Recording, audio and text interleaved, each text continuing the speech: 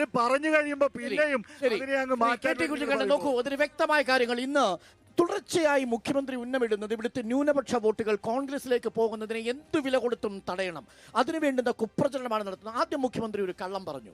ഇവിടുത്തെ കോൺഗ്രസിലെ ഒരു നേതാവും CA വിഷയത്തിൽ എതിർത്ത് സംസാരിച്ചിട്ടില്ല എന്ന്, ഭേദഗതിക്ക് വോട്ടിട്ടില്ലെന്ന് പറഞ്ഞു. പക്ഷേ തെറ്റാണെന്ന് പിന്നീട് തെളിഞ്ഞു. എന്തിനാണ് മുഖ്യമന്ത്രി ആ കള്ളം പറഞ്ഞത്? ന്യൂനപക്ഷ വോട്ടുകൾ പരമാവധി തടഞ്ഞ് CPM-ലേക്ക് കൊണ്ടുവരണം. ദാ ഇപ്പോൾ ഇവർ പറയുന്നു, പ്രകടന പത്രികയിൽ ആർട്ടിക്കിൾ 15 കുറിച്ച് പറയുന്നു. ആർട്ടിക്കിൾ 15 ലംഘിക്കുന്ന ഒരു നിയമവും ഇന്ത്യയിൽ അനുവദിക്കില്ലെന്ന് പറഞ്ഞാൽ CA-യും അതിൽ പെടില്ലേ? എന്തിനാണ് നിങ്ങൾ ന്യൂനപക്ഷ വോട്ട് കേന്ദ്രമാക്കി കള്ളം പറയുന്നതെന്നാണ് ചോദ്യം. അഭിജിത്ത് മല്ലികാർജുന ഖാർഗെയേക്കാൾ വലിയ കോൺഗ്രസിന്റെ നയം വ്യക്തമാക്കേണ്ട ആളല്ലല്ലോ.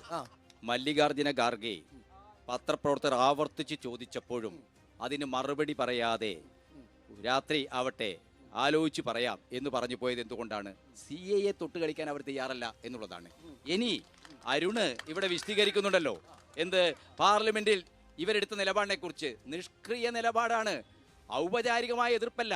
അരുൺ അറിയാമല്ലോ, ഇന്ത്യയുടെ പാർലമെന്റിന്റെ ഒരു സഭയാണ് രാജ്യസഭ.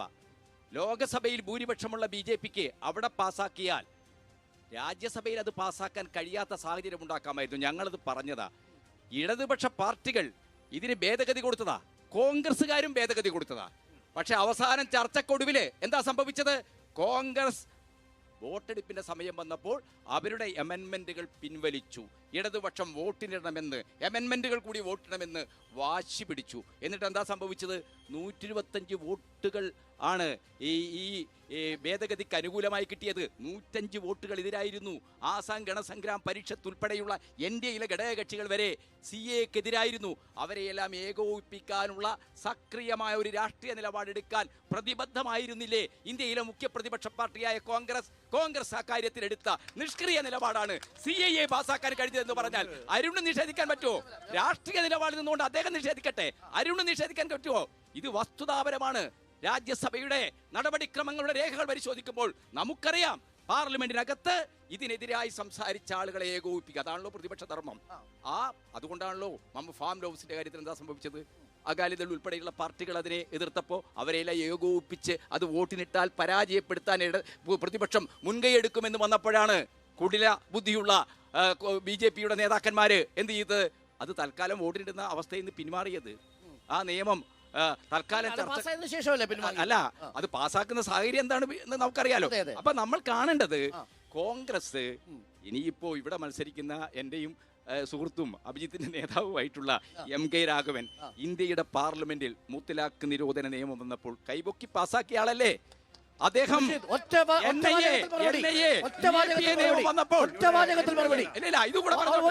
താങ്കളുടെ സമയമാണ്. ഒറ്റവാചകത്തിൽ മറുപടി. MK രാഘവൻ മുത്തലാഖിനെ അനുകൂലിച്ചുകൊണ്ട് മുത്തലാഖ് ക്രിമിനലൈസ് ചെയ്യുന്ന ഒരു ലെജിസ്ലേഷൻ അനുകൂലമായി വോട്ട് ചെയ്തു.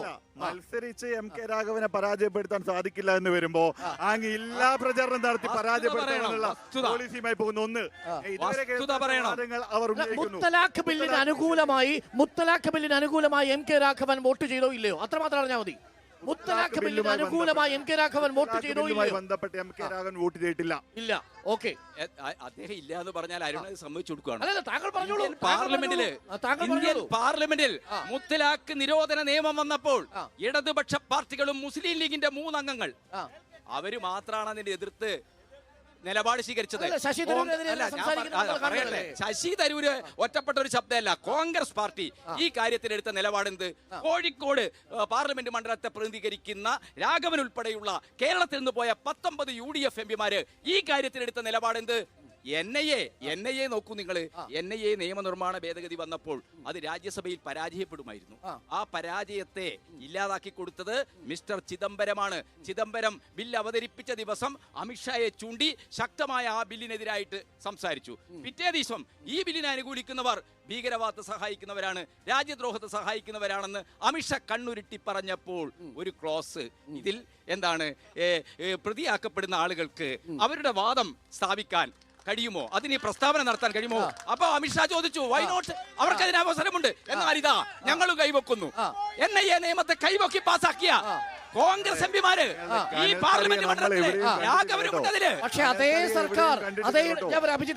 അതേ സർക്കാർ UAP വിഷയം വരുമ്പോ കേരളത്തിൽ അലനും താഹയ്ക്കുമെതിരെ കേസെടുക്കുന്നു. അതാണ് പ്രശ്നം. അതാണ് പ്രശ്നം. പലരും താഹിക്കുന്നത് UAP ചുമത്തുന്നു. അതെ, അതാണ് പ്രശ്നം.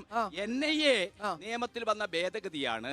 സംസ്ഥാന സർക്കാരിന്റെ അനുവാദമില്ലാതെ കേസ് അന്വേഷിക്കുന്ന സംസ്ഥാന പോലീസിന്റെ അനുവാദമില്ലാതെ NIAക്ക് നേരിട്ട് ഭീകരവാദവുമായി ബന്ധപ്പെട്ട ഏതൊരു സംഘടനയുമായി ബന്ധപ്പെട്ട കേസിൽ ഇടപെടാൻ കേസെടുക്കാം. അങ്ങനെയാ കേരളത്തിൽ. അലനി താഹിയുടെ കാര്യത്തിൽ കേരള പോലീസിന്റെ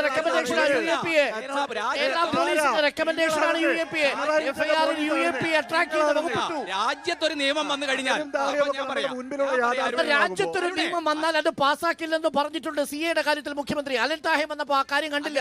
ക്രിമിനൽ നടപടി നിയമം അങ്ങനെയല്ല. അരുൺ എന്താണ് ഒന്നും അറിയാത്ത ആളെ പോലെ സംസാരിക്കുന്നത്? ക്രിമിനൽ നടപടി നിയമം വന്നാൽ ഇപ്പം IPC 302 വധശിക്ഷക്ക് CPM എതിരാണ്. പക്ഷെ ഇവിടെ ഒരു കൊലപാതകം നടന്നാൽ IPC 302 റിയാസ് മൗലവി വധക്കേസിൽ അതേ UAP ചുമത്തിയില്ലല്ലോ സാർ. റിയാസ് മൗലവിയുടെ വധക്കേസിൽ അതേ UAP ചുമത്തിയില്ല. റിയാസ് മൗലവി കേസിലെ UAP ചുമത്തേണ്ട ഒരു ആവശ്യം ഉയർന്നു വന്നിട്ടില്ല. ആ കേസിലെ എല്ലാ പ്രതികളെയും 3 ദിവസം റിയാസ് മൗലവിയെ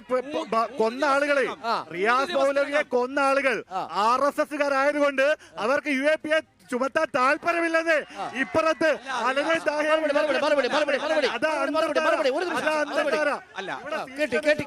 ഞാൻ ഗണേശിലെ കൂടെ പോയിട്ട് കേട്ടിലേക്ക് വരാം. ഗണേഷ്